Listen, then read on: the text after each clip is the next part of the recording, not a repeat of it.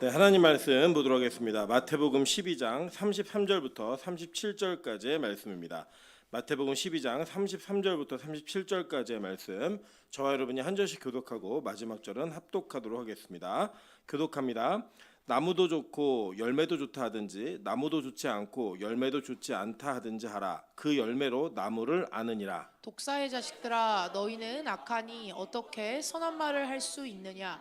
이는 마음에 가득한 것을 입으로 말함이라. 선한 사람은 그 쌓은 선에서 선한 것을 내고 악한 사람은 그 쌓은 악에서 악한 것을 내느니라. 내가 너희에게 이르노니 사람이 무슨 무익한 말을 하든지 심판날에 이에 대하여 신문을 받으리니 합독합니다. 내 말로 의롭다함을 받고 내 말로 정죄함을 받으리라. 아멘. 우리 주변에 있는 분들에게 이렇게 한번 인사하도록 하겠습니다. 당신 얼굴을 볼 때마다 괜히 기분이 좋아집니다. 네, 앞뒤로 인사하겠습니다. 웃기만 하면 완벽한 얼굴입니다. 네, 우리가 함께 나누는 예배 시간 가운데 하나님께 영광이 가장 1순위이고 그 다음이 성도 간의 교제입니다. 여러분, 이 교제가 예배 가운데서 이루어지는 은혜를 함께 누리는 우리 빛가소금계 되기를 주님의 이름으로 축원합니다. 오늘은 마태복음 12장 33절부터 37절까지의 말씀을 가지고 어떤 나무인가라는 제목으로 하나님 말씀 나누도록 하겠습니다. 제가 이제 어렸을 적에 외삼촌이 저희 집 막내 외삼촌이 저희 집에 같이 사셨습니다. 그래서 이제 뭐 공부도 가르쳐 주시고 같이 이렇게 얘기하셨는데 생활하시는 동안에 막내 삼촌이 저한테 이제 하셨던 얘기가 있어요. 근데 지금 생각하면 하나도 웃기지 않은 이야기인데 그때는 그게 너무 웃겼습니다. 나무 세 개가 있었는데 참나무하고 뽕나무하고 대나무가 있었는데 뽕나무가 방구를 뽕 하고 끼니까 대나무가 예끼놈 하니까 참나무가 참어라 참어라 했다는 거예요. 그게 뭐 그냥 아주 웃기지도 않고요. 그냥 하는 얘기인데 어렸을 적에 저는 그 얘기가 너무 웃겼습니다. 그래서 나무마다 역할이 있구나. 그래서 뽕나무는 방구를 뽕 끼는 거고 대나무는 이제 대나무가 여러분 아시겠지만 이렇게 매로 쓰기 참 좋은 나무입니다. 이게 그리고 이제 매 때리니까 예끼놈하고 혼내니까 참나무가 참아라 참아라 했다라고 하면서 나무의 종류에 따라 그 역할이 있구나라고 어렸을 적에 생각을 하면서 뽕나무의 방구뽕이 그렇게 저는 웃겼어요. 그 이 유머를 제가 들으면서 이렇게 컸는데 우리가 이제 살다 보면은 어떤 나무가 열매를 보면 이 나무가 무슨 나무구나라는 걸 이렇게 알게 됩니다. 제가 이제 필리핀에 갔을 때 그 비칼처치에 갔더니 비칼처치의 그 교회 입구에 나무가 있는데 무슨 나무인지는 모르겠더라고요. 근데 거기에 뭐가 붙어 있냐면 두리안이 붙어 있는 거예요. 두리안 아시죠? 생긴 건 압니다. 전 먹지 못하는데 이 두리안이 붙어 있으니까 저희가 본능적으로 이건 무슨 나무다? 이건 두리안 나무구나라는 거를 알 수 있었죠. 이제 하늘문에도 복숭아 밭이 있습니다. 농장이 있는데 그 밭에 가면은 복숭아 나무가 이렇게 있어요. 근데 이 복숭아 나무를 지금 보면 이제 알죠. 근데 그때는 복숭아를 먹어보긴 했지만 나무를 본 거는 그때가 처음이었습니다. 그래서 복숭아 나무하고 사과나무가 같이 있는데 이 복숭아 나무와 사과나무 경계선에 이 나무의 종류가 다르다라는 게 눈으로 보여요. 그리고 이 나무는 나중에 사과가 맺히겠구나. 이 나무에는 복숭아가 맺히겠구나라는 걸 알 수 있다는 겁니다. 뭐 에피소드 하나 말씀드리면 거기 이제 관리하시는 전사님이 저한테 마음에 드는 복숭아 따먹으라고 가갖고 복숭아를 막 이리저리 만졌어요. 그랬더니 엄청 혼났습니다. 왜 혼났냐면 이게 한번 사람이 만진 자리는 그게 무른답니다. 그 자리가. 그래서 복숭아는 이렇게 만지면서 고르면 농장 주인한테 엄청 혼납니다. 제가 그 경험이 있어요. 어쨌든 근데 우리는 어떤 나무가 어떤 열매를 맺는가 그 나무의 열매를 보고 그 나무가 어떤 나무인지를 우리 안다는 거예요. 근데 예수님이요 이런 비슷한 이야기를 여러 번에 걸쳐서 하셨습니다. 한번 볼까요? 이 병행구절인데 누가복음 6장 43절부터 45절입니다. 못된 열매 맺는 좋은 나무가 없고 또 좋은 열매 맺는 못된 나무가 없느니라. 나무는 각각 그 열매로 아나니 가시나무에서 무화과를 또는 찔레에서 포도를 따지 못하느니라. 선한 사람은 마음에 쌓은 선에서 선을 내고 악한 자는 그 쌓은 악에서 악을 내나니 이는 마음에 가득한 것을 입으로 말함이니라 라고 얘기했습니다. 그러니까 나무에 대한 비유를 하면서 뭘 같이 연계하고 있냐면 선한 사람은 마음으로부터 선하기 때문에 선한 말이 나오고 악한 자는 마음이 악하기 때문에 악한 말이 나온다는 거예요. 그래서 이 말을 열매로 성경은 비유하고 있고 그리고 그 악한 말이 나오거나 선한 말이 나오는 그 근원은 어디서부터 나온다는 거예요? 마음에서부터 나온다라고 이야기하면서 오늘 그 나무에 대한 비유를 하고 있는 겁니다. 그렇다면 도대체 예수님은 왜 이렇게 나무에 대한 비유와 열매에 대한 비유를 통해 계속 반복적으로 이 말씀을 하고 계신가? 그리고 또 그것은 우리가 어떻게 이해하고 받아들여야만 올바르게 이해하는 것인가에 대한 내용들을 오늘 말씀을 통해 나누실 텐데, 이 말씀을 했던 예수님의 정황을 우리가 조금 더 깊게 살펴볼 필요가 있다라는 겁니다. 우리 병행 구절과 비슷한 내용이 있는 그 구절들 한번 보도록 할게요. 마태복음 7장 오타예요. 15절부터 20절입니다. 여러분 한번 읽어보실까요? 자, 읽겠습니다. 시작. 거짓 선지자들을 삼가라. 양의 옷을 입고 너희에게 나아오나 속에는 노략질하는 일이라. 그들의 열매로 그들을 알지니 가시나무에서 포도를 또는 엉겅퀴에서 무화과를 따겠느냐. 이와 같이 좋은 나무마다 아름다운 열매를 맺고 못된 나무가 나쁜 열매를 맺나니 좋은 나무가 나쁜 열매를 맺을 수 없고 못된 나무가 아름다운 열매를 맺을 수 없느니라. 아름다운 열매를 맺지 아니하는 나무마다 찍혀 불에 던져지느니라. 이러므로 그들의 열매로 그들을 알리라. 자, 그러니까 우리가 이 선과 악이라고 하는 개념을 바로 그냥 우리의 관념을 갖고 대입해버리면 문제가 발생합니다. 왜냐하면 우리는 윤리도덕적인 한계에 갇혀 살고 있는 선악과를 따먹은 인간들이기 때문입니다. 예를 들면 여러분 성경을 읽으실 때 하나님의 군대라고 얘기하면 우리는 한국 사람들 대부분은 대한민국 육군을 생각하시는 경향이 있습니다. 그러니까 자기가 공군을 나왔으면 공군을 생각하고요, 해군을 나왔으면 해군을 생각하는 거죠. 경험에 기반을 생각한다는 거예요. 근데 성경을 보시면 예수님이 나무와 열매에 대한 비유를 하시면서 누구를 지칭하면서 얘기하고 있냐면 거짓 선지자들에 대한 이야기를 하고 있으시다라는 거예요. 그러니까 이것은 선과 악을 어떤 윤리도덕적 관점으로 이해하기 위해서 예수님이 가르치신 내용이 아니라 이 내용의 끝에 있는 이야기가 뭐냐면 바로 앞부분에 전제되는 내용이 뭐냐면 거짓 선지자들은 나쁜 나무라는 거예요.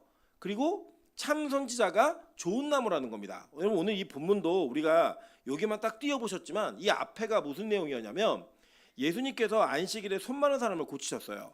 이 고치셨더니 그 고친 것을 보고 이 손 마른 자를 안식일에 고쳤다는 이유로 이 바리새인들이 예수님을 공격을 합니다. 그러면서 이 예수님을 통해 기적이 일어나고 있는 그 내용을 보니 예수가 바알세불의 힘을 빌어서 그 병을 고치고 있다라고 얘기했죠. 그래서 예수님이 야 어떻게 사탄의 나라가 서로 분쟁을 하겠니? 분쟁하면 그 나라는 설 수가 없는 거야 라고 얘기하시면서 성령을 거스르는 내용에 대한 이야기를 하셨습니다. 그러니까 지금 이 성령을 거스르고 있는 사람들이 누구라는 거예요? 율법의 기준을 가지고 이 내용을 보고 있는 바리새인들과 이 서기관들, 예수님을 공격하는 사람들인 거잖아요. 그러니까 그들이 이 공동체, 즉 이스라엘의 공동체 안에서 어떤 역할을 하는 사람이었냐면 종교 지도자들이었습니다. 그러니까 어떻게 하면 하나님을 잘 섬길 수 있는가를 가르쳐주는 사람들이었단 말이에요.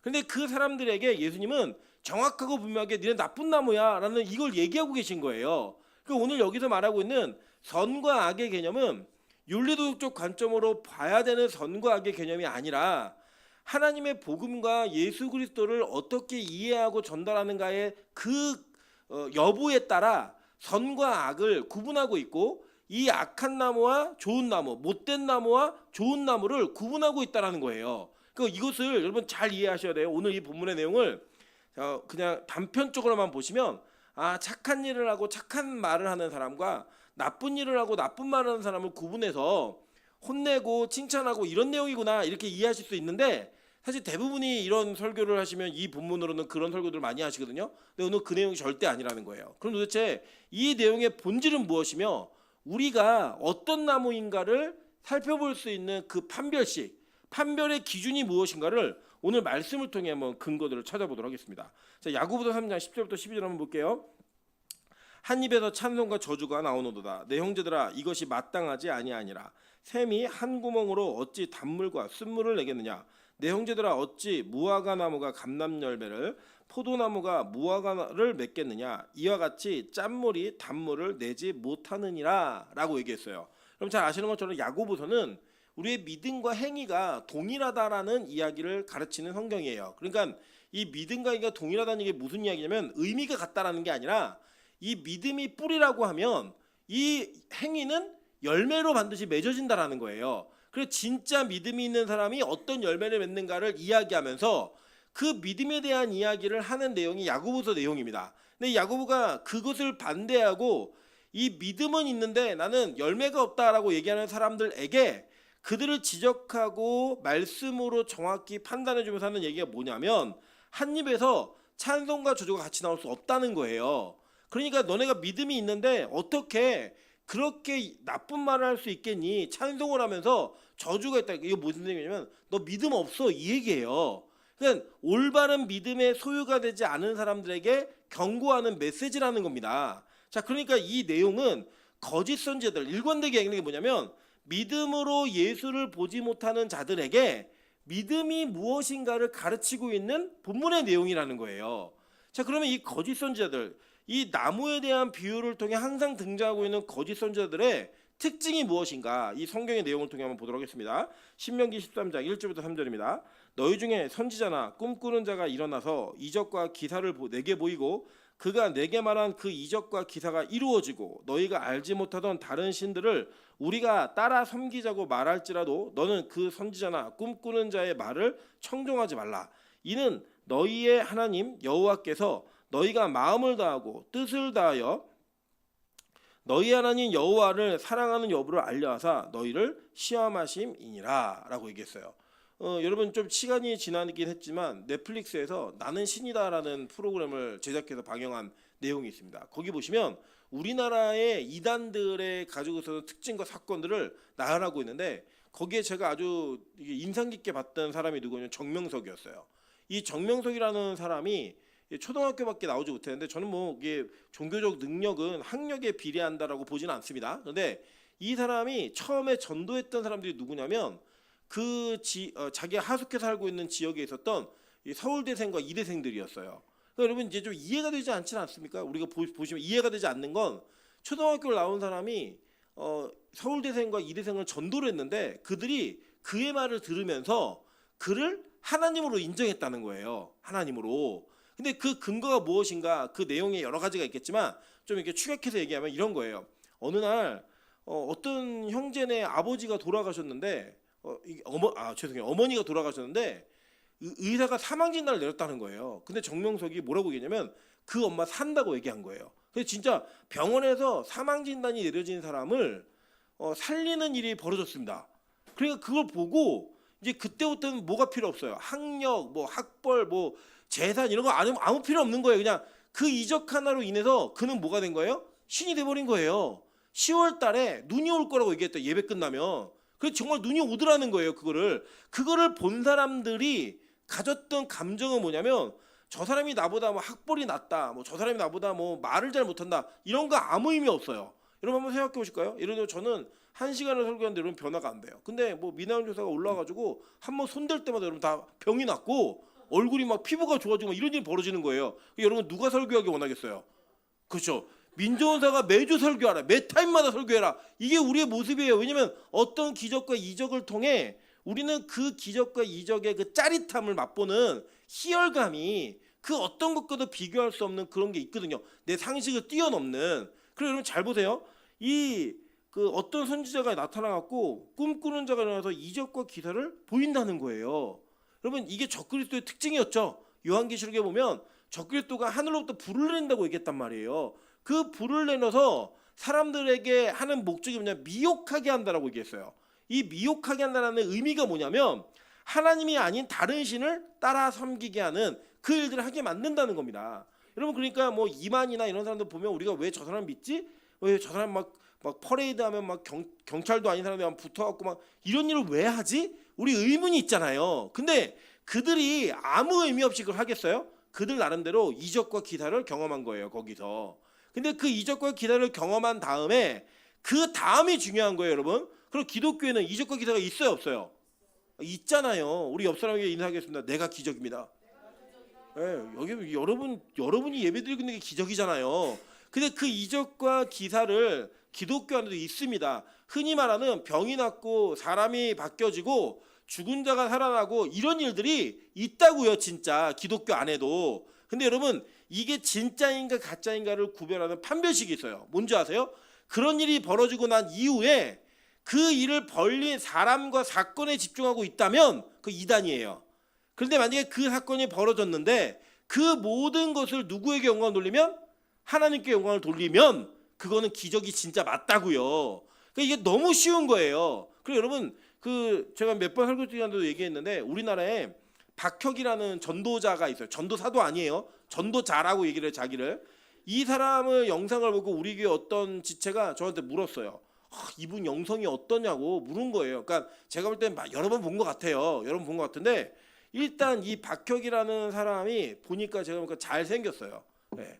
이 자매들이 좋아하는 약간 꽃미남 스타일이에요. 그런데다가 이 사람이 그렇게 자기가 잘생긴 거 알아요. 그래가지고 머리 스타일도 그렇고 이제 일반적인 저도 일반적인 목사 같지는 않지만 저는 그쪽이 아니라도 다른 쪽이잖아요. 힌두교나 이렇게 조폭 쪽으로 가깝다면 그쪽은 약간 연예인 쪽으로 가까운 이런 그 미모를 갖고 있어요. 그래갖고 이제 사역을 하면서 막 기적과 이적을 일으키는 쇼를 하는데 그 제 영상을 몇 번 봤거든요. 이게 많이 물어봐가지고 사람들이 그걸 보면요 명확히 할 수 있는 사실 하나가 뭐냐면 그 영상을 찍고 편집하고 올리는 그 모든 과정들과 결과물을 딱 보잖아요. 그러면 거기는요 하나님이나 예수님께 집중하지 않아요. 누구에 집중하면 박혁에게만 집중하고 있어요. 그 앵글이나 그 사람이 말하는 거나 모든 게 다 그에게 집중되어 있습니다. 그러니까 여러분 그렇게 집중되어 있을 때 나타나는 위험이 뭐냐? 되게 큰 위험성인데 하나님께서 이 땅 가운데 이루시는 역사와 기적의 결과는요 반드시 하나님께 영광이 돌아가야 돼요.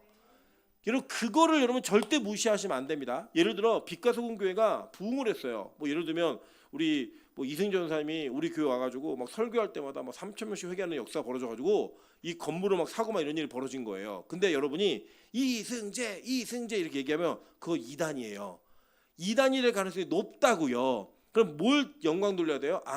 하나님이 우리 교회를 사랑하셔서 정말 좋은 사역자를 보내주셔가지고 우리 교회에 이런 은혜를 주시는구나. 이게 돼야 된다고요. 그래서 여러분 한국 교회가 가지고 있는 가장 큰 취약점 중에 하나가 뭐냐면 어떤 교회를 이야기할 때 그 교회의 공동체와 하나님을 더 하나님의 부각시키기보다는 그 교회 담임 목사를 부각시킵니다. 그래서 그 담임 목사를 통해서 마치 그 담임 목사가 있어야지만 이 교회가 유지되고 돌아가는 것처럼 얘기를 한다는 거예요. 여러분 이거 옳지 않습니다. 성경의 원리가 아니에요. 여러분 잘 보시면 비시디아 안디옥 교회가 뭘 했냐면 선교사를 파송할 때 그 선교사 선교사 파송하는 그 내용을 기도해서 사람을 세워서 성령의 인도하심을 다 뽑았는데 그 파송된 선교사가 누구예요? 바울과 바나바였다고요.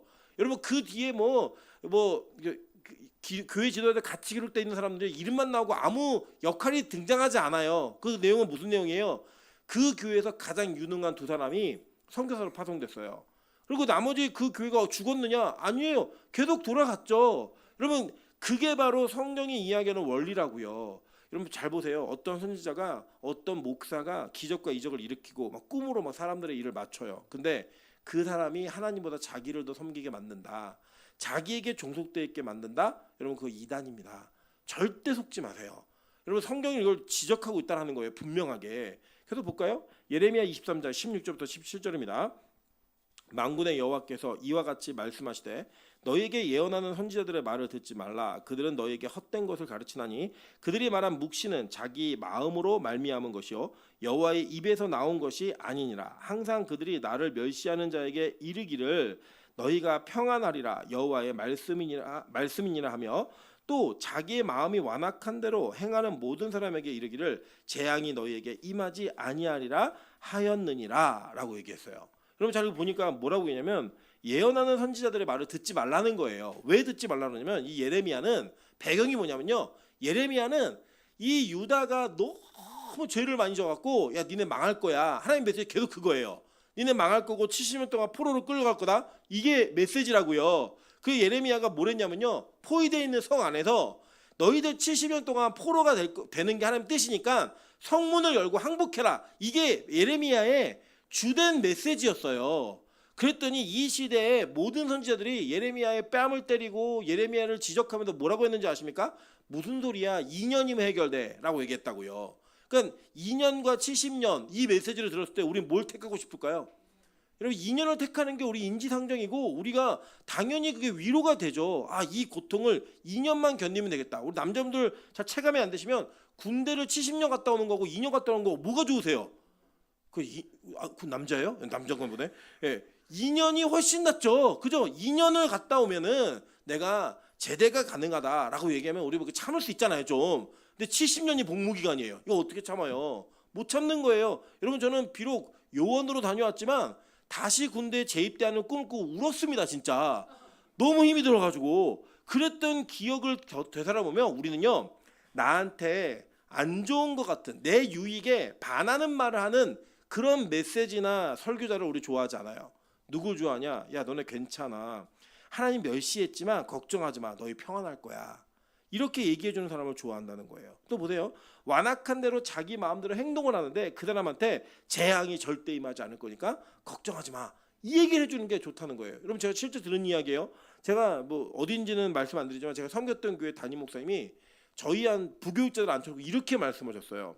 일주일 동안 세상에서 그렇게 힘들게 일을 하고 온 사람들한테 죄 얘기하지 말라는 거예요. 죄에 대해서 얘기하지 말고 좀 평안을 빌어주고 축복해주는 얘기를 하라는 거예요. 진짜 직접 들은 이야기입니다. 제가 그래서 이 교회 내가 떠나야겠구나 그만뒀어요.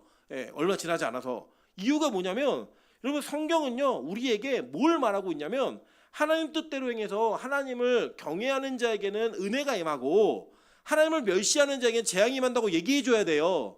아멘? 그게 진짜 설교자잖아요. 하나님 말씀을 해야죠. 여러분, 그래서요 성경을 떠나서 설교하는 분들 가운데 재밌는 예화와 우리 인간 사회에서 통할 수 있는 상식을 가지고 엄청 설교 잘하시는 분들 되게 많아요. 뭐 시간 내내 웃겨주고요, 시간 내내 감동적인 이야기 해줘요. 여러분, 그런 설교를 좋아하는 한국교회 수준이 지금 이 본문에 나와 있는 예레미야 선지자 때 시대의 그 한계를 넘지 못하고 있다는 겁니다. 그래서 여러분, 저는 물어봐요. 야, 너 설교자 누구 좋아하니? 이렇게 전도사한테 물어보면 누구라고 얘기를 하는데, 얘기하는 그 목사님을 좋아한다고 얘기할 때 그분이 설교 수준이 어떤가를 보면 자신의 수준을 알 수 있다는 거예요. 그러니까 우리 교회, 우리나라의 대형 교회들의 대부분은 교회들은요 죄에 대한 설교 신랄하게 하지 않습니다. 두리뭉실하게 해요. 왜요? 온 사람들 불편할까 봐. 근데 여기 성경에 뭐라고 얘기해요? 그 선지자들의 말을 듣지 말래요. 그들은 너에게 뭘 가르친대요? 헛된 것을 가르친다는 거예요. 왜냐? 그들의 말하는 묵시는 하나님의 입으로부터 말미암은 것이 아니라 자기들 마음대로 그냥 떠드는 거라는 거예요.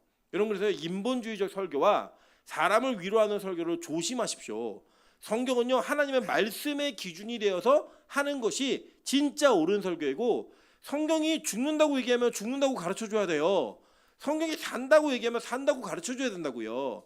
저는 저희 어머니도 설교자이시지만 저희 어머니는 저희가 말하는 학문적인 배경을 가지고 있는 설교자가 아니에요. 그래서 저희 어머니 설교를 설교의 분류법에 따라 구분해라 그러면 구분할 수가 없어요. 저는 설교학을 전공한 사람입니다. 구분이 안 돼요.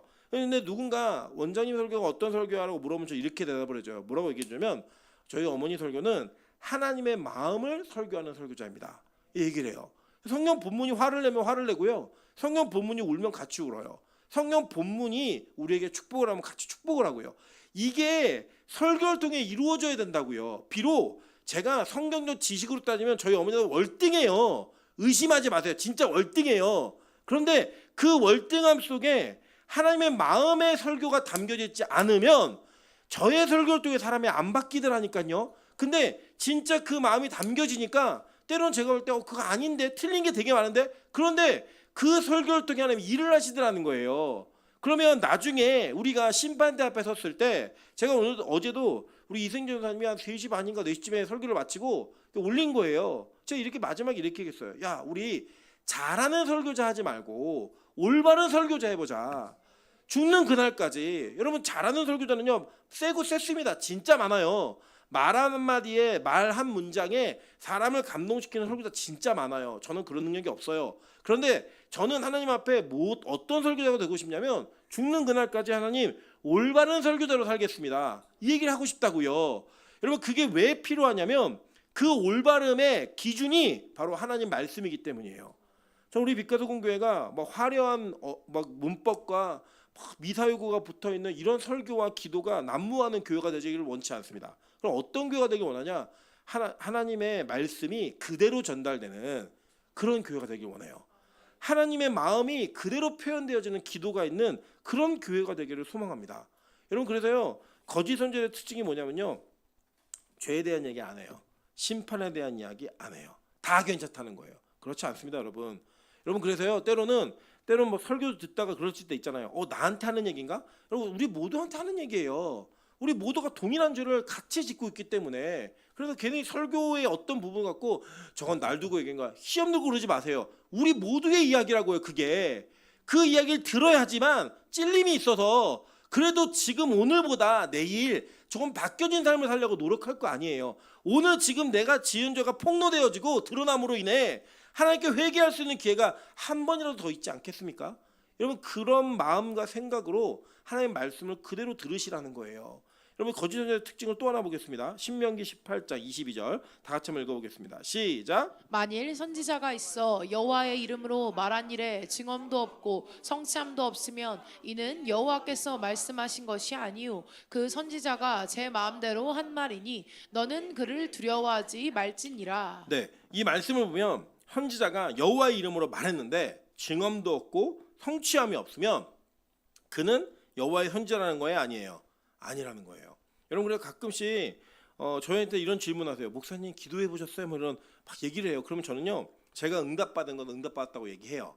그런데 그냥 제 생각인 건 제 생각이라고 말을 해요. 왜 그렇게 구분하냐면 저를 위해서예요. 예를 들면요, 제가 여러분을 제압할 수 있는 가장 좋은 방법이 뭐냐면 이거예요. 목사님이 기도해 봤는데 얘기하면 끝나요, 그냥. 적어도 믿는 분들이라면 직분이 전도사, 권사, 장로 이 정도 되시면 제가 장로님 기도해 봤는데요, 이 어구만 딱 붙이면 그 뒤에는 무슨 말을 해도 여러분 부담감이 있다 없다? 있는 거죠. 예를 들어 그런 거예요. 제가 형아, 내가 기도해 봤는데 너 시집가면 안 될 것 같아. 이러면 남자 만날 때마다 죄책감이 막 드는 거예요. 그죠, 헤어져야죠. 그런 마음이 드는 거죠. 근데 여러분 보세요. 그렇게 그 앞에다 그거 딱 붙이면 그 붙이는 걸로 인하여 권위는 가질 수 있겠지만 잠깐 동안에, 근데 그 일이 효험이 없는 거예요. 근데 제가 그 말했는데 형이 결혼했어요. 잘 살아요. 그러면 뭐예요? 효험이 없는 거죠. 그러면 그건 뭐예요? 자기 생각으로 말한 거라는 거예요. 여러분, 그래서요, 우리가 믿음이라고 하는 범주 안에서 신앙인끼리 주고받는 대화 속에 하나님 뜻이야 이 말 함부로 하시는 거 아니에요. 책임을 지셔야 돼요. 그거는 이거 하나님 뜻입니다라고 얘기하면 이걸 어떻게 하겠냐고요. 예를 들어서 공을 잘 차는 공격수가 기도하면서 오늘 자기 골 넣는 게 하나님 뜻이래요. 그러면 기도 열심히 하는 골키퍼가 오늘은 내가 무실점하는 게 하나님 뜻이래요. 그럼 이거 어떤 일이 벌어지는 거예요? 그럼 이거 말도 안 되는 일이 벌어지는 거잖아요. 이게 누군가는 거짓 선지자가 되는 거예요, 이게. 그리고 여러분 보시면 제가 지난주 저녁 예배 때 우리 그 제국주의와 그리스도인에 대해 설교했잖아요. 여러분 보시면 십자군 전쟁을 할 때요, 많은 영주들과 교황들이요, 이게 하나님 뜻이라고 얘기했어요. 근데 그 하나님 뜻의 결과가 뭐였어요? 그 십자군 전쟁을 빌미로 많은 젊은이들을 사지로 내몰았고요, 사람들을 잡아다가 인신매매하고 도시들을 약탈했다니까요. 그거 어떻게 하나님 뜻이에요? 여러분, 그렇게 말하는 사람들은 뭐예요? 자기의 유익과 이익을 생각하는 거짓 선지자들이라는 거예요. 여러분 조심하셔야 돼요. 제가 조심하는 게 뭐냐면, 제가 무슨 말을 할 때 이건 내 생각인데 요구하고요, 제가 응답받은 거는 정확히 구분합니다. 그리고 응답받았다고 얘기하는 건 제가 양보하지 않아요. 근데 그건 뭐냐? 그만큼 책임을 져야 되는 거예요. 제가 응답받았습니다라고 했는데 안 됐다. 그러면 제가 잘못된 거죠. 회개해야 돼요. 그거는. 그런데 제 생각인데요라고 말한 건 틀릴 수 있어요, 없어요? 있죠. 그거는 충분히 목사도 그런 영역이 있다는 거예요, 여러분. 그리고 우리가 어떤 삶을 살아갈 때에 하나님의 뜻, 그리고 그 하나님의 뭐 응답이다라고 얘기하는 내용을 정말 신중히 얘기하셔야 돼요. 왜요? 그걸 얘기하는 순간 나는 선지자의 역할을 감당하는 거고, 그 선지자가 되는 순간 그 말에는 효용과 증언이 있어야 된다고요. 성취함이 없으면 거짓 선지자가 되는 거예요. 근데 나쁜 열매 그리고 나쁜 나무들은 뭐 한대요? 이걸 한다는 거예요. 자기 마음대로 말해놓고 다 갖다가 하나님 뜻이라고 붙인다는 거예요. 그럼 볼게요. 고린도후서 11장 13절부터 15절입니다. 그런 사람들은 거짓 사도요, 속이는 일꾼이니 자기를 그리스도의 사도로 가장하는 자들이니라. 이것은 이상한 일이 아니니라. 사탄도 자기를 광명의 천사로 가장하나니, 그러므로 사탄의 일꾼들도 자기의 의를 일꾼으로 가장하는 것이 또한 대단한 일이 아니니라. 그들의 마지막은 그 행위대로 되리라 라고 얘기했어요. 자 보세요. 여기서 사탄의 일꾼들이 있는데 자기를 의의 일꾼으로 가장하는 것이 대단한 일이 아니라는 거예요. 그래서 여러분 보시면 우리가 정말 정신을 바짝 차리셔야 되는 게 이 땅에서 야, 저 목사님은 참 훌륭해, 저 장로님은 참 훌륭한 분이야, 저 권사님은 없어서는 안 되는 분이야, 이렇게 얘기하는 사람들 가운데 누가 있다는 거예요? 사탄이 광명한 천사로 가장한 사람도 있을 수 있다는 거예요. 근데 그 특징이 뭐냐? 자기를 의의 일꾼으로 포장해낸다는 거예요. 그리고 이게 정말로 이게 영적 분별함의 민첩함과 성경이라고 하는 말씀의 기준을 정확히 갖고 있지 못하면 여러분 이게요, 자기도 죽이고 남도 죽이는 일이 될 수 있다니까요. 그래서 저는 아주 기대되는 거 한 가지가 있는 게 뭐냐면, 천국에 가면 저희가 그동안 알지 못했던 사건들에 대한 막 이렇게 다 아는 게 있겠죠. 그거 하나 되게 궁금하고, 또 한 가지는 천국에 가서 이 땅에서 훌륭하다고 우리가 얘기했던 목사님들이 정말 훌륭한 목사일까? 저는 그거에 대한 궁금함이 되게 커요. 예.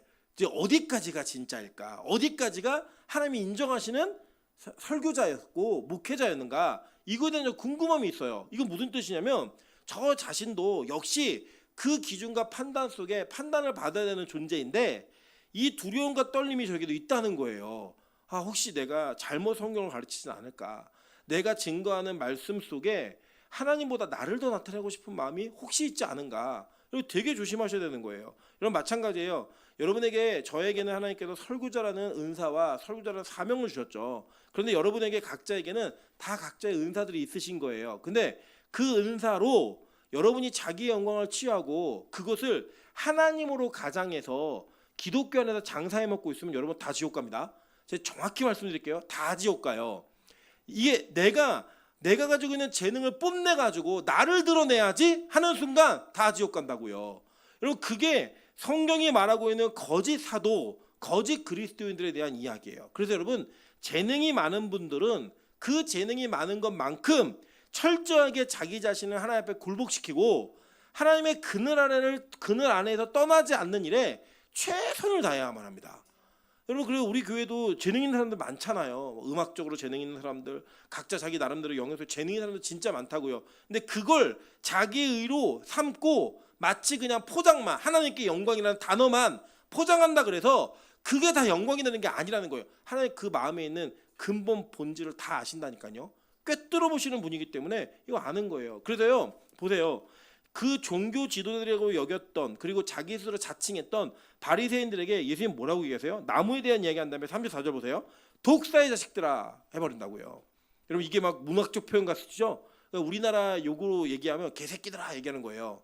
똑같은 욕이에요. 우리나라는 그게 제일 심한 욕이니까 그 욕과 같은 수준의 욕을 하는 겁니다. 근데 이게 왜 그런 욕이었냐? 한번 볼게요. 창세기 3장 15절이에요. 내가 너로 여자와 원수가 되게 하고 내 후손도 여자의 후손과 원수가 되게 하리니 여자의 후손은 내 머리를 상하게 할 것이요 너는 그의 발꿈치를 상하게 할 것이니라 하시고, 그러면 이 너라고 지칭되어진 존재가 누구예요? 뱀이잖아요. 그 뱀새끼라는 거예요. 그래, 이 뱀새끼들의 특징이 뭐예요? 복음을 방해하는 거예요. 복음을 어떻게든 왜곡시키는 거예요. 그 왜곡을 통해 그 복음에 잘못된 독을 먹은 사람들이 다 지옥 가게 만들려고. 여러분 그래서 이게 되게 위험한 일들입니다. 우리가 성경의 말씀을 이해하고 예수를 가르치고 그 예수 안에 거하게 우리가 서로 노력하며 격려하는 이 모든 것들이 어떤 근원을 가지고 해야 되는가, 그 나무가 어떤 나무인가를 통해 나오는 열매가 무엇인가는 너무나 중요한 이야기라는 거예요.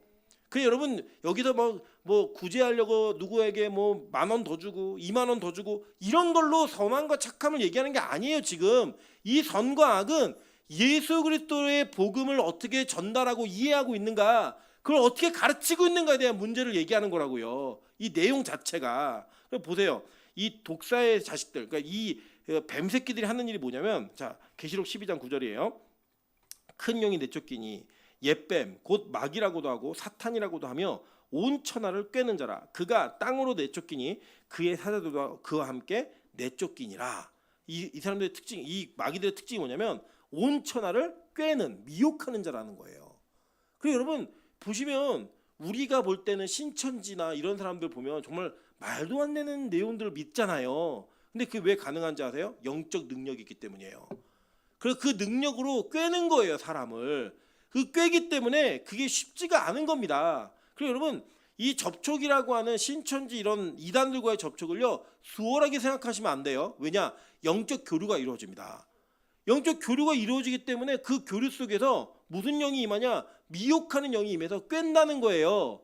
꿰가지고 원래 복음으로부터 이탈하게 만드는 이런 일들을 하는 자들이 바로 뱀 새끼들인 거예요. 그래서 볼까요? 계시록 13장 1절부터 4절입니다. 내가 보니 바다에서 한 짐승이 나오는데 뿔이 10이요 머리가 7이라.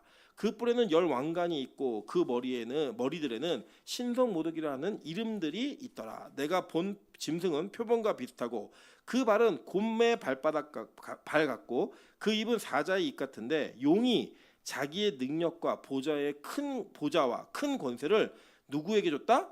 그에게 짐승에게 줬다는 거예요. 잘 보세요. 그의 머리 하나가 상하여 죽게 된 것 같더니 그 죽게 되었던 상처가 나음에 온 땅이 놀랍게 여겨 짐승들이 따르고 그죠? 죽었다가 살아났죠. 예, 그걸 놀랍게 여겼대요. 그래도 많은 사람들이 따랐다는 거예요. 그 뒤에 읽어보면 용이 짐승에게 권세를 주므로 용에게 경배하며 짐승에게 경배하여 이르되 누가 이 짐승과 같으냐? 누가 능히 이와 더불어 싸우리요? 하더라 라고 얘기했단 말입니다. 자, 이게 뭐냐면 지금 보세요. 용이 짐승한테 권세와 보좌 능력 주는 거예요. 그럼 그 짐승이 능력을 발휘하는 능력 중에 하나 뭐냐면 죽었다가 살아나는 능력을 보여주는 거예요. 그래서 그걸 보고 사람들이 오르르 따르면서 야, 이 짐승과 같은 누가 이 짐승과 다투겠냐? 누가 이 짐승과 같은 사람이 어디 있냐? 이 얘기하게 만든다는 거죠. 이거 뭐예요? 이미테이션. 그러니까 예수 그리스도와 하나님께서 보좌의 권세를 누구에게 주셨어요? 예수 그리스도에게 줬고 그 예수가 죽었다가 다시 살아나셨죠? 그걸 그들이 흉내내는 거라고 흉내. 그래서 여러분 기독교의 이단 사이비가 그렇게 많은 이유가 이걸 흉내내기 위해서 얘기하는 거예요. 그러니까 요한이 이걸 다 본 거예요. 이미 환상과 계시로. 앞으로 교회를 대적하는 일들이 여러분 뭐 이슬람이나 천주교라 생각하지 마세요. 여러분 이렇게 기독교 안에서 파생되어진 무리들이 더 기독교를 신랄하게 공격하고요. 기독교의 모순을 다 드러내고 이렇게 얘기해요. 그러니까 이렇게 얘기해가지고 결국 하는 게 뭐냐? 얘네들이요. 지금 우리가 믿고 있는 진리와 비스무리하게 그 내용을 흉내를 냅니다. 그리고 그게 기독교로 얘기하는 거예요. 그리고 얘기하는 게 뭐예요? 맨날 이만희 얘기하는 게 뭐예요? 자기가 요한계시록의 비밀을 깨달은 유일한 사람이라고 얘기하잖아요. 헬라어도 모르는 주제에. 몰라요. 헬라어를 알면 그렇게 설교할 수가 없어요. 절대. 그런데 그 미혹하는 영이 그렇게 기적과 이적을 나타내니까 사람들이 쫓아다니면서 얘기해요. 보세요. 신천지는 성도가 몇 명이에요? 24만. 14만 4천 명이 처음 끝나는데 이게 놀랍게 성과를 거두어가지고 14만 4천 넘어버렸어요. 우리 교회는 성도가 몇 명이에요? 100명이 안 돼요. 그러니까 여러분 보세요. 누가 더 능력 있는 것처럼 보여요. 세상에서는. 이만희보다 임철이 더 능력 있다? 그런 일은 없어요. 사람들은요 다 뭐라고 평가하냐면 야, 이만희는 설교를 참 잘해 이렇게 얘기한다고요. 종교도 능력으로 따지면 능력치로. 그런데 보세요. 이게 마지막 시대의 짐승들이 이 용들에게 권세를 받아서 하는 일들인 거예요. 그러니까 여러분 눈에 보이는 것도 쫓아다니지 마세요. 눈에 보이는 규모와 사이즈로 모든 걸 평가하시면 안 돼요. 제가 제일 재밌는 게 뭐냐면 어떤 뭐 아시니까 뭐 어떤 목사님이 그러더라고요. 자그만 교회 목사가 자기를 비판하니까 자기는 10,000명 되는 교회하고 교회를 100개 넘게 세웠는데 지하실에 있는 교회 목사가 자기 비판한다고. 그러면서 그런 사람은 비판할 자격 없다고 이렇게 얘기했어요. 여러분 예수님 제자가 몇 명이었어요? 네? 예수님이 제자가 진짜 많았었거든요. 근데 예수님이 진리를 얘기하니까 다 떠나고 12명 남았어요. 그러니까 그 목사님한테는 예수님도 뭐라 못하는 거예요. 그 기준이 그런 거예요. 기준이. 근데 우리도 그런 마음이 있어요 없어요? 있다니까요 여러분. 조그만 교회 목사가 얘기를 하면 그건 뭐 저렇게 말을 해 얘기하는데 큰 교회 목사가 똑같은 얘기하는데 다 은혜 받아요. 그리고 그게 있어요. 조그만 교회 목사가 막 책을 써도 내면요. 그 책을 써도 낸 게 그렇게 부각이 되지 않는데 이 대형 교회 목사들이 별것도 아닌 내용 갖고 책을 쓰면 날개도 치는지 팔려나가요. 이런 일들이 이 땅에서 벌어지는 거예요 계속. 근데 그게 진짜 진리냐 이 문제는 따져봐야죠. 오해는 하지 마세요. 큰 교회가 다 잘못됐다는 게 아니에요. 큰 교회도 필요하죠. 그 교회 역할이 있으니까. 그런데 큰 교회가 무조건 옳다는 건 더 잘못된 거예요. 여러분 그 내용들 우리가 진지하게 받아들여야 되는 겁니다. 그래서 정말로 하나님께서 일하시는 그 일하심의 그 본질이 무엇인가를 보시면 이 땅에 일어나는 많은 현상들을 여러분 다른 눈으로 볼 수 있어요. 이 세상의 물량주의와 성공, 번영신학적 관점으로 보면 큰 교회가 무조건 옳아요. 근데 그게 아니라 진리의 눈으로 보면 그렇지 않을 수도 있다고요. 그러니까 여러분 조그만 교회 성도인 거를 부끄럽게 여기지 마세요. 그럼 뭐 나는 큰 물에서 놀아야지, 나는 큰 교회가 맞아. 말도 안 되는 얘기 하지 마세요. 그냥 하나님이 우리 인생에 정하신 길이 있고 그 정하신 길 속에서 나에게 맡겨진 역할을 충실히 감당하며 한 걸음 한 걸음 걸어가다가 큰 교회가 되면 감사한 거고 작은 교회여도 감사한 거예요. 그게 은혜라고요. 그게 은혜로 가는 거지 여러분의 야심과 야망으로 가는 게 아니에요. 여러분 제가 말씀드리잖아요. 누누이 저는 진짜 제가 요새 보면은 저희 둘째가 첫째를 이기려고 그렇게 노력을 해요. 제가 뭐 말도 안 되는 얘기인데 그렇게 노력을 해요. 근데 그게 제가 뭐라고 못하는 게 제 옛날 모습이라니까요. 제 옛날에 그렇게 지는 걸 싫어했고 그 지면은 뭐 못 견뎠어요. 그거를 그 무조건 공평해야 되고 무조건 내가 조금 더 앞서야 되는 그렇게 있어야지만 안도감을 느꼈다니까요. 그런데 여러분 제가요 제 목회 부교육자까지 포함해서 모든 인생 속에 제일 목회를 번영신학적 관점에서 못하는 교회가 어딘지 아세요? 빛과 소금 교회예요. 진짜 빛과 소금 교회예요. 여기 우리 민환 선생님 있잖아요. 우리 예전에 같이 있었던 청년부요. 왜 거기 제가 갔을 때 한 160명 되는 160명도 안 됐어요. 그런 성도였는데 우리 250명까지 나왔었어요. 가서 그냥 사역하니까 그렇게 뭐 전도가 되더라고 그냥. 그리고 제가 중고등부 부서 맡으면 애들 20명 있는 교회들 80명, 90명, 100명 되는 거 일도 아니었다고요. 그런 일들 했던 저에게 하나님께서 진짜 목회가 뭔지를 알려주신 이후에 맡긴 교회가 빛과 소금 교회예요. 여러분 그래서 제가요 이 교회로 오면서 저에게 고쳐진 병 하나가 뭐냐면 세상의 경쟁심으로부터 자유해졌어요. 네, 질투심으로부터 자유해졌다고요.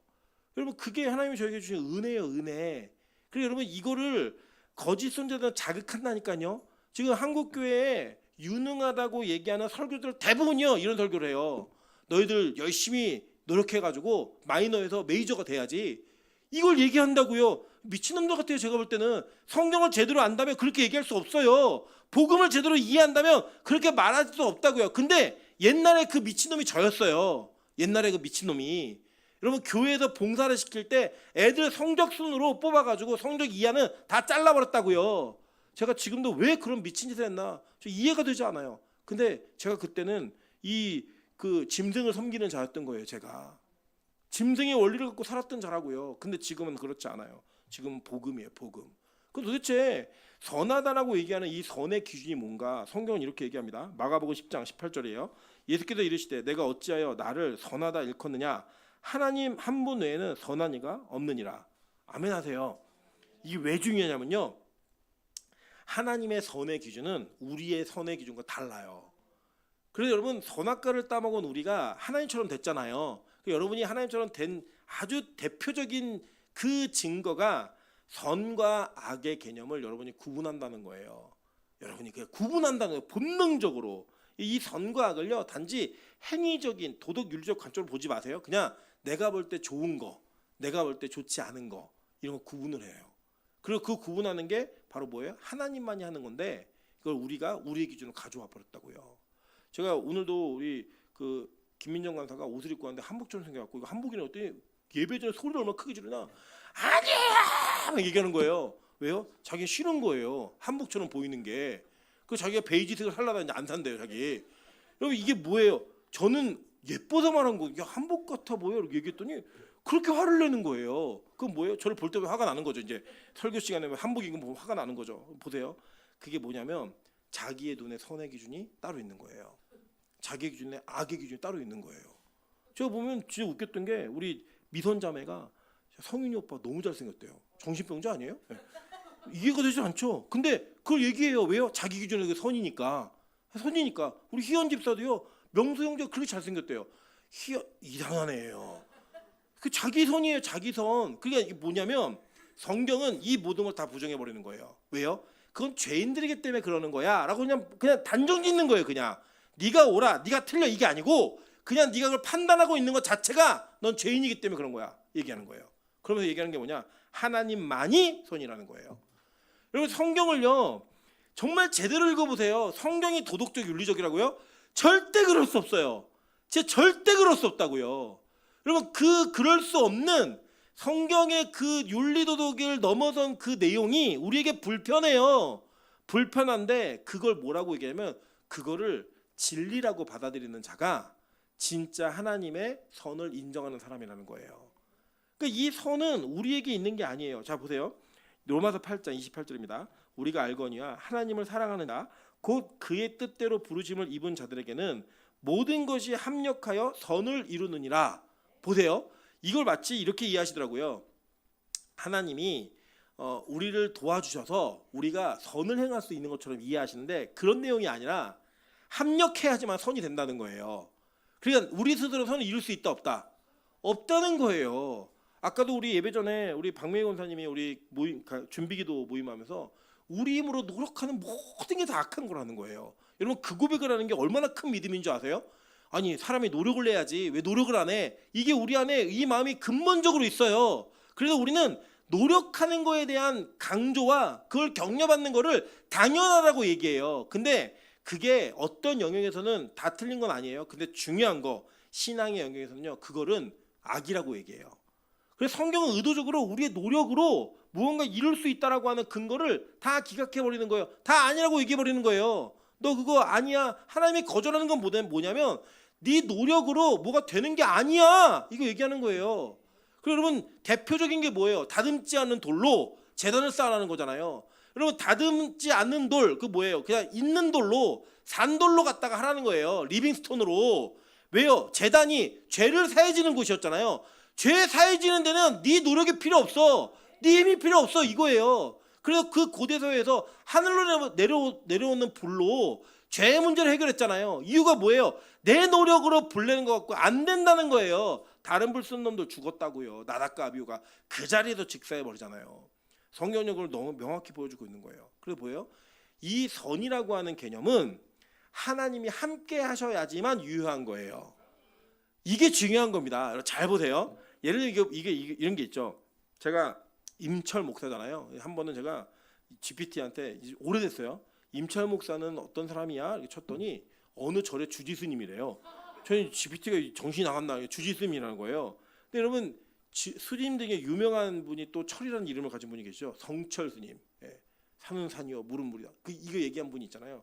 그분이 앉아서 잠자고 그죠? 예. 안 먹으면서 말 안 하면서 무건수행하고 막 이런 거 보면요. 여러분 말을 하는 사람이 죄를 많이 질까요? 말을 안 하는 사람이 죄를 많이 질까요? 예? 말을 안 하는 사람이 죄를 많이 안 짓겠죠. 그죠? 말을 하는 게 우리 다 죄니까.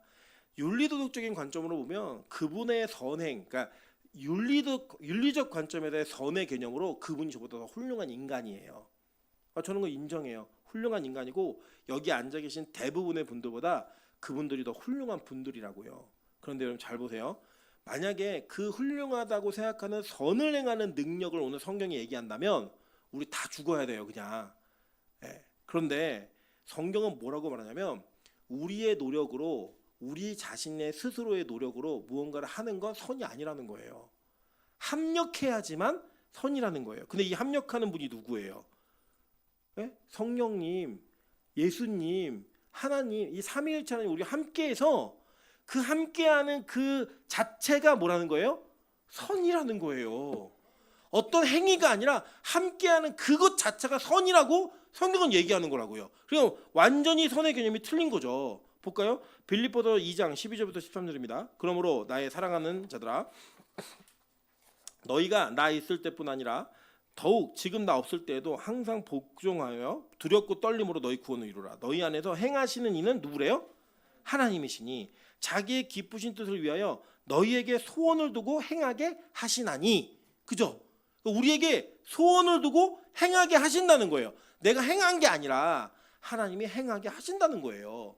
그래서 뭐가 이루어진다는 거예요? 구원이 이루어진다고 얘기하는 거예요. 그러니까 구원의 공로는 다 누구에게 있는 거예요? 하나님께 있는 거죠. 하나님께. 여러분 요새 이제 그 저희 아이들이 자아라는 게 강하게 생기기 시작한 것 같아요. 특히 둘째가 자기가 스스로 하겠다는 거예요. 뭐든지 자기가.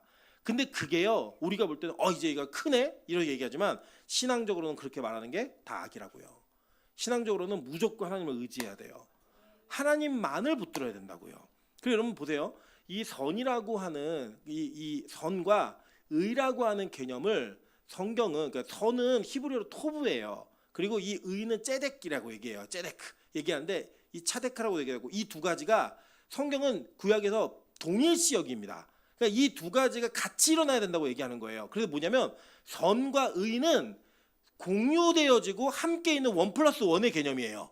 그 1+1의 개념으로 이 의에 대한 이야기를 성경은 계속 해왔다고요. 구약에서. 그런데 이 구약에서의 그 의를 이루고자 하는 그 의의 방편이 뭐였냐면 율법이었던 거예요. 이 율법대로 살면 그 의가 이루어진다는 겁니다. 여러분, 그래서 율법을 다 지키면 의가 돼요.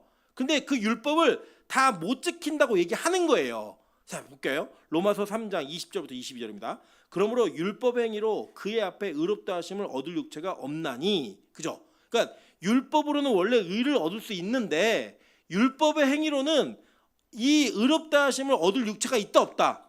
없다라고 선언하는 거예요. 그러니까 의의 길이 두 가지 길이 있어요. 하나는 율법을 다 지켜서 그 의의 길을 이루는 자, 그게 의인이에요. 근데 이거를 실패했다, 성공했다. 다 실패했다고요. 인간은 다 실패했어요. 그래서 하나님이 다른 의를 줬다는 거예요. 자, 볼게요. 계속 이제는 율법 외에 하나님의 한 의가 나타났으니 율법과 선지자들에게 증거를 받은 것이라 곧 예수 그리스도를 믿음으로 말미암아 모든 믿는 자에게 미치는 하나님의 의인이 차별이 없느니라. 그러니까 이 의는 율법의 행위로 얻는 의가 아니라 예수를 믿음으로 얻는 의라는 거예요. 그러니까 이 두 가지 의 중에 하나를 택해야 되는데 이 의는 불가능하대요. 율법으로 이루는 의는. 그래서 예수를 믿음으로 말미암아 얻는 의는 우리의 행위가 아니라는 거예요. 그래서 이 의에는 차별이 있다 없다? 없다고요. 여러분 한번 잘 보세요. 예를 들어서 제가 이 율법을 다 이룬 거를 나이 15살에 이룬 거예요. 15살에 다 이루어서 그 의인이 됐어요. 근데 우리 이승재 전사는 40이 돼서야 이 의를 이룬 거예요. 그러면 이 의에는 차별이 있어 없어요? 네? 아니, 한번 생각해 보세요. 제가 15살에 율법을 다 지킨 거예요. 15살부터 완전히 의로운 사람이 된 거예요. 율법 다 지켜내가지고. 그러면 저는 15살부터 지금까지 했으니까 몇 년이에요? 한 30년 넘는 거죠. 30년 넘는 기간 동안에 그 의를 이루어왔다고요. 근데 우리 이승준은 40이 돼서야 의를 이룬다면 지금 이룬 거예요? 못 이룬 거예요? 못 이뤘어요. 그러면 40에서 이루면은 40이면 이제 9년 뒤에요. 9년 뒤면 저는 거기 플러스 9년이죠. 그러면 이 의에는 차별이 있어요, 없어요? 있죠. 구력이 다른데.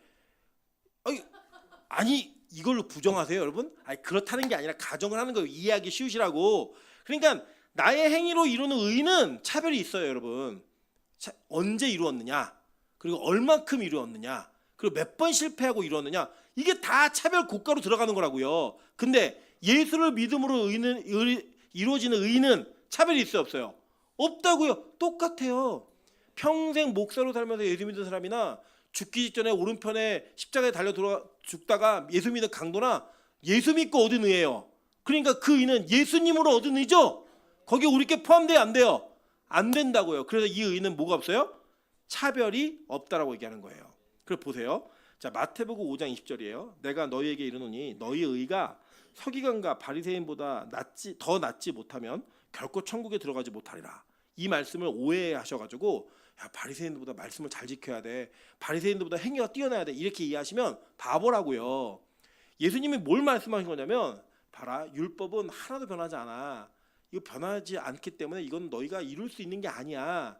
그래서 내가 다른 의를 줬는데 그 의가 뭐냐면 나 믿는 거야. 나를 믿으면 그들이 율법을 지켜서 이뤘다고 하는 의보다 이 의가 훨씬 뛰어난 의고 훨씬 나은 의야. 이걸 얘기하는 거라고요. 이해가 돼서 무슨 말인지. 그러니까 너희 행위로 구원받아라예요, 아니면 이 믿음으로 구원받으라는 거예요? 믿음으로 구원받으라는 거라고요. 그리고 여러분, 우리 기독교는요 행위 구원자들을 이단으로 얘기합니다. 그러니까 행위 구원자들을 기독교 분파 안에 있는 한 분파로 이해하지 않고요, 행위 구원을 얘기하는 사람들을 뭐라고 부르냐면 이단이라고 부른다고요. 그러니까 행위로 구원을 얻을 수 있다라는 그 교리를 목회적 필요에서 갖고 들어오면 안 된다고요. 이거는 철저하게 배격돼야 되는 거예요. 철저하게. 우리의 구원은 오직 예수를 믿는 믿음으로 말미암아 이루어지는 거예요. 그 어떤 것도 포함되지 않아요. 그래서 여러분 보세요. 우리의 상해 개념도 마찬가지예요. 여기 보면 뒤에 뭐냐면, 자, 이제 37절 한번 37절. 36절부터 볼게요. 내가 너에게 이르노니 사람이 무슨 무익한 말을 하든지 심판 날에 이에 대하여 신문을 받으리니 내 말로 의롭다함을 받고 내 말로 정죄함을 받으리라. 얘기했잖아요. 그죠? 그게 뭐냐면 심판이 있다는 거예요. 심판 여러분 잘 기억하셔야 돼요. 심판은 무조건 잘못되는 것만 찾아내는 게 아니라 그 심판에서는 잘한 거는 뭐가 있어요? 상이 있어요. 판결을 해주는 거예요. 판결을. 근데 여기 보시면 자 우리가 심판받을 때 어떤 일을 하냐면 자 로마서 14장 12절이에요. 이러므로 우리 각 사람이 자기의 일을 하나님께 직고하리라. 자기 직접 얘기예요. 그러니까 심판대 앞에서 내가 지은 죄야 나의 모든 행위를 다 직고하게 되어 있어요. 내가 착한 일을 한 것조차도 다 얘기하는 거예요. 그럼 뭐가 더 많을까요? 네, 죄가 더 많겠죠. 우리 인생 전체를 돌아보면. 근데 보세요. 고린도서 5장 10절에 이렇게 얘기했어요. 이는 우리가 다 반드시 그리스도의 심판대 앞에 나타나게 되어 각각 선악간에 그 몸으로 행한 것을 따라 받으려 함이라. 그러니까 뭐냐면 이 마지막 심판대 앞에서는 우리의 행위를 따라 선악간에 그 보응을 받는다는 거예요. 그러니까 상과 벌이 있는 거예요. 상과 벌이 분명히 있어요. 계시록 20장 11절부터 12절 볼게요. 또 내가 크고 흰 보좌와 그 위에 앉으신 이를 보니 땅과 하늘이 그 앞에서 피하여 간데 없더라. 또 내가 보니 죽은 자들이 큰 자나 작은 자나 그 보좌 앞에 서 있는데 책들이 펴 있고 또 다른 책이 펴져 있으니 그 생명책이라. 죽은 자들이 자기의 행위를 따라 책들에 기록된 대로 심판을 받으니. 이렇게 얘기했죠. 그러니까 뭐냐면 천국의 심판대 앞에는 행위를 기록한 책들이 있대요. 그걸 뭘로 평가하겠어요? 율법으로 평가하는 거예요. 그러니까 행위를 기록한 책들이 있고 생명책이 있대요. 두 종류의 책이 있는 거예요. 근데 이 행위를 기록한 책들은 복수예요.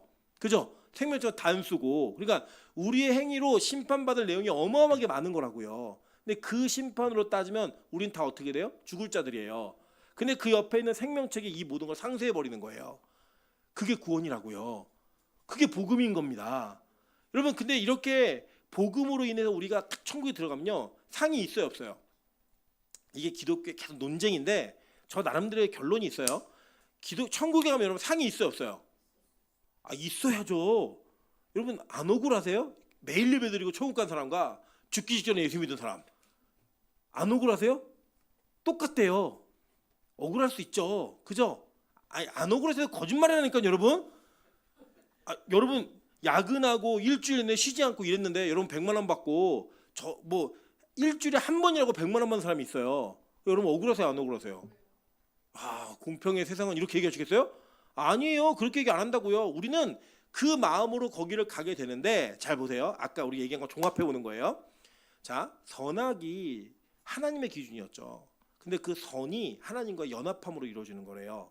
그리고 하나님은 우리 마음에 그 소원함을 두셔서 그 일을 하는 거고 주의 이름으로 힘입어 그 일을 하게 만든다고 성경은 얘기하고 있어요.